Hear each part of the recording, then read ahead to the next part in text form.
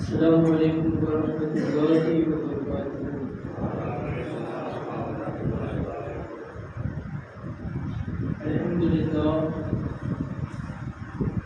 الحمدللہ رب العالمین، والصلاة والسلام علی سید الانبیاء والمرسلین، اما بعد۔ اعوذ باللہ من الشیطان الرجیم، بسم اللہ الرحمن الرحیم۔ وما ارسلناک الا رحمۃ للعالمین۔ صدق اللہ مولانا العظیم، وبلغنا رسولہ النبی الامین الوکیل الکریم، ونحن علی ذلک لمن الشاہدین والشاکرین، والحمد للہ رب العالمین۔ آؤ آقا کی بارگاہ میں والہانہ انداز میں درود پاک پڑھیں۔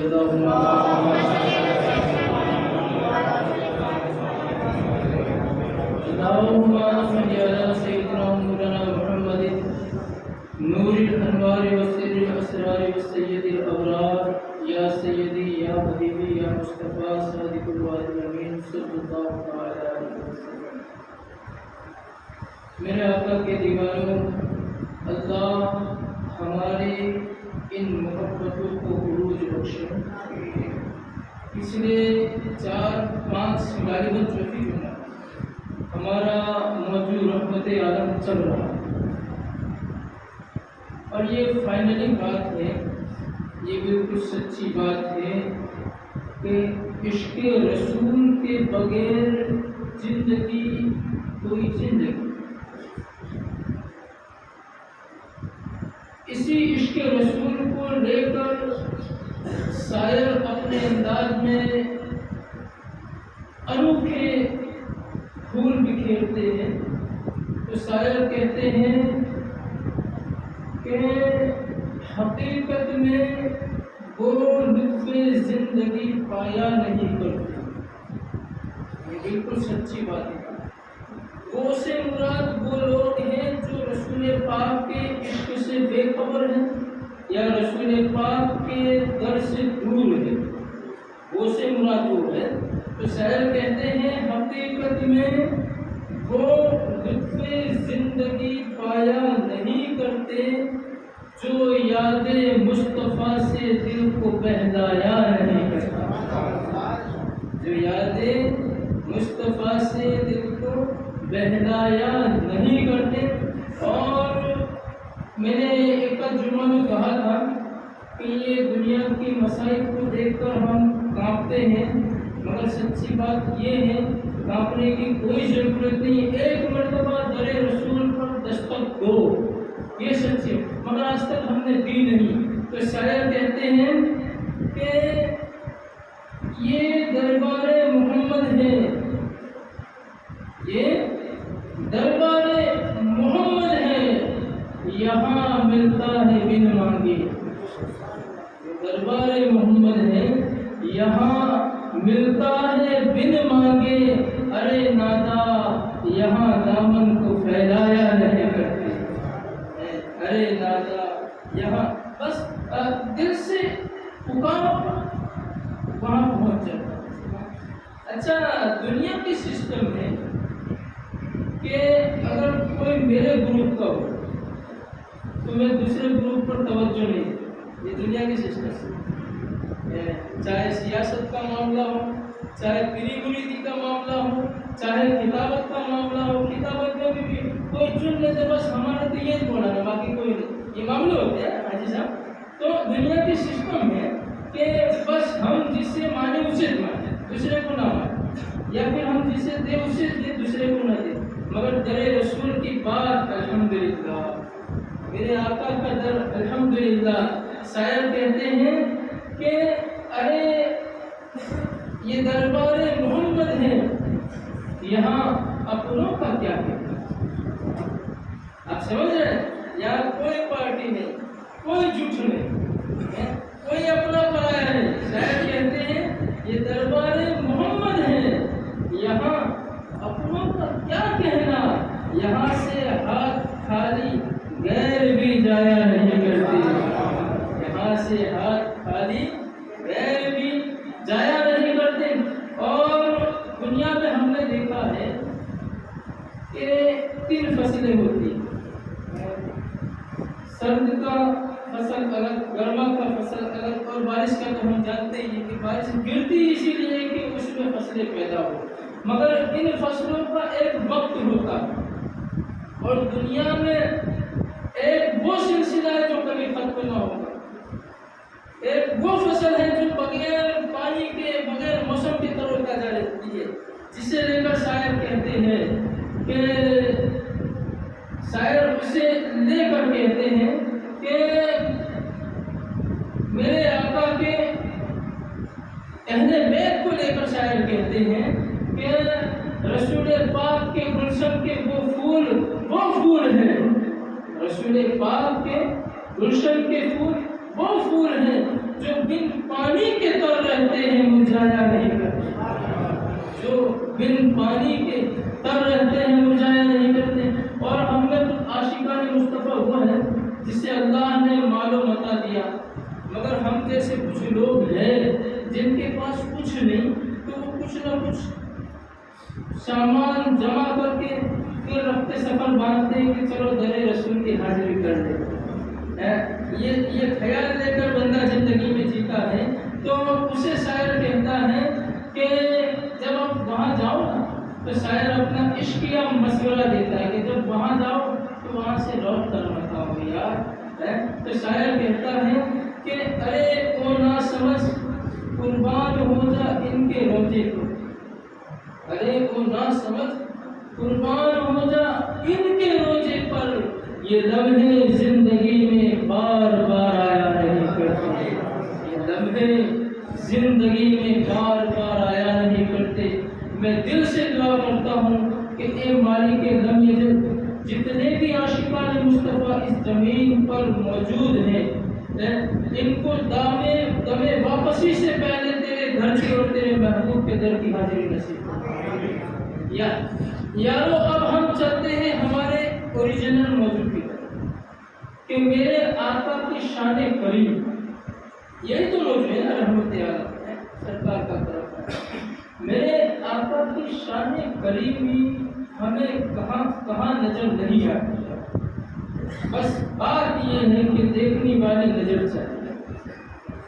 کیا یہ کم ہے کہ ہم نہ اللہ کی مانے نہ رسول اللہ کی مانے، پھر بھی رات کو مردہ تو صبح زندہ؟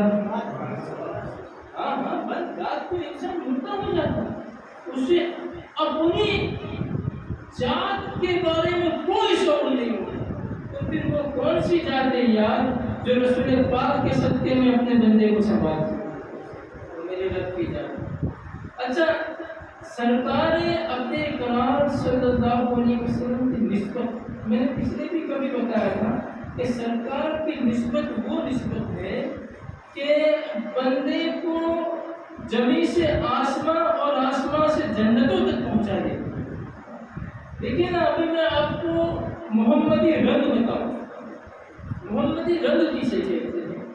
جب تک ہم محمدی رنگ میں ڈھلے نہیں تب تک ہر چیز بیکار۔ جیسے کہ مثال، جیسے کہ ابھی مجھے پیاس لگی، قسم ہے پیاس لگی، ابھی میں دنیاوی رنگ کی بات کر رہا ہوں، محمدی رنگ کی نہیں، دنیاوی رنگ۔ پیاس لگ گئی حاجی صاحب، اب گئے حاجی صاحب کے گھر میں، بس بیٹھے، حاجی صاحب نے کہا کہ وہ پانی پیو، لیا، نہ بسم اللہ نہ دیکھا کچھ نہیں، گھٹا گھٹ بس کچھ کوئی فائدہ نہیں، کیونکہ یہ دنیاوی بات ہے، یہ دنیاوی رنگ ہے، کوئی فائدہ نہیں۔ پانی دینے والے بھی حاجی صاحب، جو گلاس میں لایا گیا وہ بھی پانی ہے، پیاس بجھانے کے لیے میں نے پیا وہ بھی پانی ہے، فائدہ کچھ بھی نہیں۔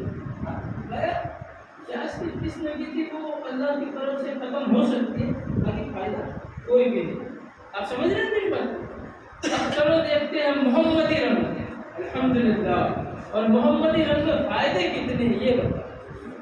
محمدی رنگ میں فائدے کتنے ہیں کہ ہم اگر حاجی صاحب کے گھر، حاجی صاحب نے لا کر پانی دیا، بابا پانی، الحمدللہ، اب پہلے ہم نے دنیاوی اعتبار سے پیا کوئی فائدہ نہیں، اب محمدی جھولا اگر پہن لے اور پھر وہ پانی پیے تو معلوم ہے کیا کیا ہوگا۔ سنو کیا کیا ہوگا۔ پہلے حاجی صاحب نے پانی دیا، ہم نے بسم اللہ بول کر گلاس کو دیا، یہ محمدی رنگ ہے، سبحان اللہ، یہ محمدی رنگ ہے۔ سب سے بڑا فائدہ یہ کہ ہماری زبان پر اللہ کا ذکر جاری ہو، یہ محمدی رنگ۔ اچھا اب وہ گلاس کو لیا، محمدی رنگ، گلاس میں پانی ہے، اسے دیکھ کر پیو۔ ہم نے اسے دیکھا، پانی کو دیکھا تو 10 نیکیاں مل گئی، الحمدللہ۔ محمدی رنگ، پانی کو دیکھا، پہلے پی گئے کوئی فائدہ نہیں، ابھی جیسے گلاس ہاتھ میں آئے نیکیوں کا میٹر شروع، سب سمجھ رہے؟ نیکیوں کا میٹر شروع، بسم اللہ بول کے لیا، دائیں ہاتھ سے لیا۔ اچھا گلاس میں جو پانی ہے اسے دیکھا، 10 نیکیاں، صرف نیکیاں نہیں، ساتھ میں 10 درجات بھی بڑھے، الحمدللہ۔ اچھا اب وہی پانی کو ہم نے پھر بسم اللہ پڑھا، ڈبل نیکیاں، محمدی رنگ ہے یار، محمدی رنگ میں جتنا ڈھلو گے اتنا فائدہ۔ یہ تو کیا ہم نے ایک دستور بنا لیا یار، شریعت پر چلنا بہت کاٹا، پر کچھ بھی کاٹا کوئی بھی، یہ تو کیا ہے، ہم دراصل اپنے نفس کے شکار بن گئے، اپنے نفس کے پورے جال میں پھنس چکے، بس یہی معاملہ ہے، باقی کوئی کاٹا نہیں ہے۔ اب آپ سمجھ رہے ہیں، پہلے جو پانی پیا تھا اس سے کوئی فائدہ نہیں، ابھی کتنی 30 نیکیاں بڑھ گئی، 30 درجات بڑھ، الحمدللہ۔ ابھی آگے سنو، اب جب ایک ایک گھونٹ پیئیں گے، الحمدللہ، ایک ایک گھونٹ پیئیں گے، کتابوں میں دیا جاتا ہے سینکڑوں بیماریاں بھی دور ہوگی، ایک ایک گھونٹ کے بدلے میں 10 نیکیاں بڑھیں گی، یہ محمدی رنگ، ایک ایک گھونٹ کے بدلے میں 10 نیکیاں بڑھیں گی۔ اچھا جب 10 نیکیاں بڑھ گئی، اس کے بعد پھر لاسٹ میں بندہ کہے گا الحمدللہ رب العالمین، تمام تعریف اس مالک حقیقی کی ہے جس نے تمام عالمین کو پیدا کیا۔ یہ سنتے ہی رب اپنے بندے کو اپنے محبوب کے صدقے میں معاف کرتا۔ تو آپ سمجھے مطلب یہ ہے قرب مصطفیٰ جو ہے اس سے ہمارا گھاٹا نہیں ہے بھائی، فائدہ ہی فائدہ ہے۔ ابھی دیکھیے نا، ہم دنیا کے اندر کیا کرتے ہیں، کیوں کرتے ہیں کہ بھائی میرے جانے کے بعد میری وراثت کسی کی محتاج نہ ہو، کسی کی محتاج نہ ہو۔ سچی بات بولوں نا، یہ تو محتاج نہیں ہوگی، مگر یہ روح کا پرندہ جاتے ہی ہم ان کے محتاج ہو جائیں گے، کیونکہ یہ سچی بات ہے۔ مگر محمد رنگ میں ڈھل جاؤ یا کبھی کسی کے محتاج نہیں رہو، محمد رنگ میں ڈھلو گیا، محتاج نہیں رہو۔ دیکھیے اب یہی اولاد جس کے لیے ہم نے کیا نہ کیا، اب مسئلے تو ایسے ہو جاتے ہیں قسم بھائی کہ ایسا کہتے ہیں کہ یار سورج ڈھل جائے گا اس سے پہلے دفن کر دو۔ یہی اولاد ہے نا جس کے لیے ہم دنیا کو کیا نہیں کرتے، سورج ڈھل جائے گا، اللہ اکبر ہے۔ اب ہم کتنے محتاج، اس بیٹے کے بھی محتاج جس کے بغیر ہم نے کبھی کھانا نہیں کھایا، آج وہ بیٹا ایک پل کے لیے ہمیں گھر میں رکھنے کے لیے تیار ہے، اللہ اکبر۔ وہ بیٹیاں کہ جو ہمارے فون پر آواز کھڑا سن کے کام جایا کرتی، آج وہ بھی مجبور ہے، اپنے دامن کو آنسوؤں سے تر کر کے کہتی ہے ہائے ابا حضور ہم مجبور ہیں، ہم کچھ نہیں کر سکتے۔ اب آؤ نا یار محمد رنگ، سچ بتاؤ یار، جب دنیا سے ہمارا واسطہ ختم ہوتا ہے تو سب سے پہلے قبر میں کون کام آتا ہے؟ سیدہ فاطمہ کا بابا کام آتا ہے، جو ہم سب کا آقا ہے، جسے محمد رسول اللہ کہا جاتا ہے، وہی کام آتے ہیں۔ تو آؤ نا یار، اس سے پہلے یہ روح کا پرندہ ہم سے دور چلا جائے، کبھی نہ کبھی تو اس کو جانا۔ اب اگر ہم سرکار کے بن کے رہے نا یار، سرکار کے بن کے رہے نا، تو میں آپ کو بتاؤں فرشتے بہت بھیانک ہیں، اس میں جو آنے والے فرشتے ہیں بہت بھیانک ہیں۔ وقت کم ہے اس لیے میں تفصیلی نہیں بتاؤں گا، مگر آپ اتنا سمجھ لو کہ ہم نے کتابوں میں پڑھا ہے کہ وہ زمین کو اس طریقے سے چیرتے ہوئے آئیں گے، اب بتاؤ وہ کتنے بھیانک فرشتے ہیں.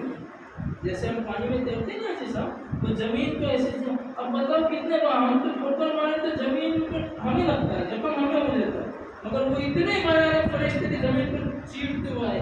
اس کے آگے میں نہیں بولوں گا، بڑی بڑی ہم نے باتیں پڑھی ہے، روایتیں پڑھی ہے.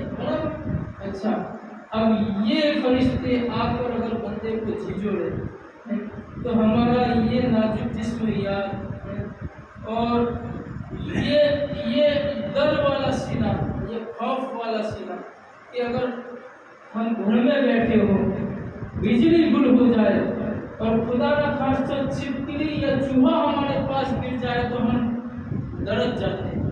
تو میں نے تو کتابوں میں پڑھا ہے کہ بندے کے لیے پہلی رات قبر کی بڑی سخت ترین رات ہوگی.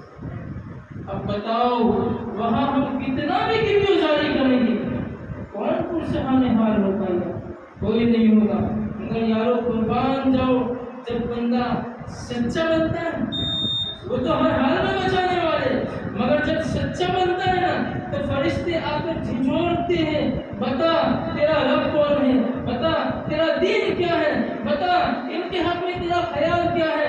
اس وقت میرے آقا آ کر کہتے ہیں اے فرشتوں سونے دو آرام سے اس کو، یہ تو میرا دیوانہ ہے، سونے دو آرام سے اس کو، یہ تو میرا دیوانہ ہے. دیکھیے 15-20 منٹ کے اندر نہ زیادہ بول پاتے ہیں نہ میسج دے پاتے ہیں، بس ہمیشہ میرا یہی میسج ہوتا ہے کہ یارو ہمیں سچے پکے عاشق بننے کی ضرورت ہے اور باقی میں رب سے خوف زدہ ہونے کی ضرورت ہے. نہیں تو ہم نے ہماری آنکھوں سے کتنے کو جاتے دیکھا ہے اور اس دنیا میں کتنے کو آتے دیکھا ہے اور ہم نے اپنی گود میں کھلایا ہے، مگر وہ کب تک وقتی طور پر رہتے ہیں اور پھر چلے جاتے ہیں. یارو میرا میسج یہی ہے کہ میرے کریم آقا جو ہر جگہ ہمیں کام آئے، میرے کریم آقا جو ہر جگہ ہمیں کام آئے. انشاءاللہ پھر اسی پر موضوع ہو سکتا ہے آنے والی جمعہ لاسٹ ہو، مگر اسی پر موضوع میرا جاری و ساری رہے گا. بس آخر میں دعا ہے کہ یہ مالک لم یزل ہم جب تک اس پر سے گیٹی پر جیے تو تیرے خوف سے لرزتے رہے ایسا سینہ ہمیں عطا کر دے، اور تیرے محبوب کی یاد میں تڑپتا رہے وہ دل ہمارا بنا دے. اس دل کے اندر تو نور محمدی کو داخل کر دے. السلام علیکم ورحمۃ اللہ وبرکاتہ.